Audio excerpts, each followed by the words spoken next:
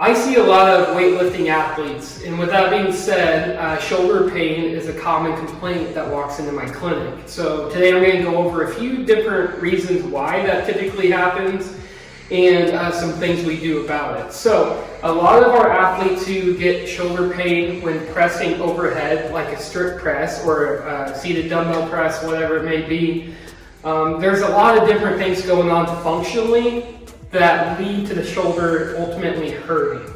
So we like to say pain is the last thing to come, but it's the first thing to go. So what that means is typically someone has a few functional deficits in their mobility and stability under load.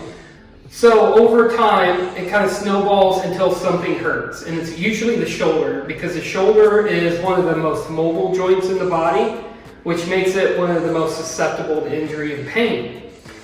So with that being said, the shoulder typically puts or takes on a lot more stress through overhead movements if someone isn't moving well through the thoracic spine, or the shoulder girdle as a whole doesn't play well with the thoracic spine. They don't have any stability of the shoulder blades when going overhead or moving it in different directions. So there's a lot of functional deficits here. Number one, we're going to start working on thoracic extension. So if someone's trying to press overhead like this, but they do not move well through their mid-back, it puts more through the shoulder. If they're able to extend their thoracic spine and really press the bar, then it's going to help take some load off the shoulder.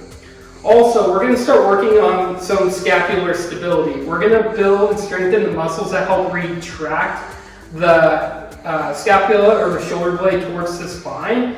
That's going to help protect this region of body anyways.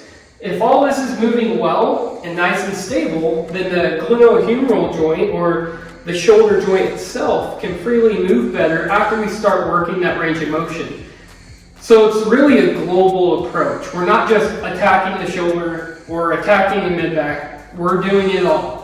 So we're working on mobility of the thoracic spine, stability of the shoulder blades, mobility of the shoulder, and stability of the shoulder. And then we're also going to work some soft tissue. We're going to get the muscles to calm down. We're going to work on some inflamed areas.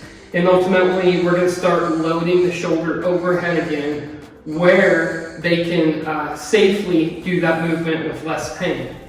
And then we're also going to talk about bracing and breathing patterns and all that. So without making this too long, just kind of want to give you a sneak peek at what we do with athletes who have that kind of shoulder pain. It's really a global approach. We're not just attacking the shoulder.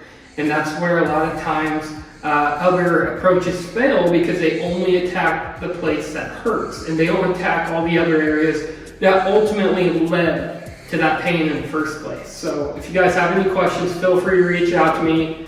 Thanks, Destiny, for sitting here and kind of letting me point to your back. Destiny's a trainer here at Rise. Clay's helping me film. He's also a trainer here at Rise. If you guys are looking for any online programming, reach out to them.